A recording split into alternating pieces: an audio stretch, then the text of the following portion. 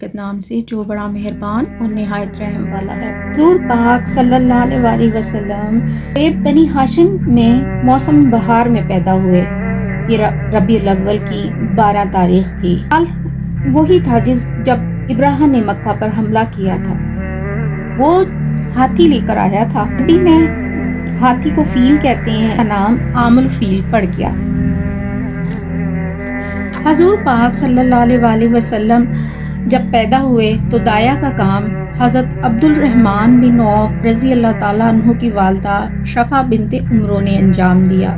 آپ صلی اللہ علیہ وسلم جب پیدا ہوئے تو والدہ کے جسم سے ایک نور نکلا جس سے ملک شام کے محل روشن ہو گئے۔ پھر آپ کی والدہ نے حضرت عبد المطلب رضی اللہ تعالیٰ عنہ کے پاس آپ کی پیدائش کی خوشخبری بھجوائی۔ بہت خوش ہوئے اور شاداں و فرحاں تشریف لائے، اور پھر آپ صلی اللہ علیہ وسلم کو خانہ کعبہ میں لے جا کر اللہ تعالیٰ سے دعا کی اور اس کا شکر ادا کیا۔ پر اس توقع پر کہ آپ کی خوب تعریف کی جائے، آپ کا نام محمد صلی اللہ علیہ وسلم رکھا اور عرب کے دستور کے مطابق 7ویں دن عقیقہ اور ختنہ کیا اور تمام لوگوں کو دعوت دی۔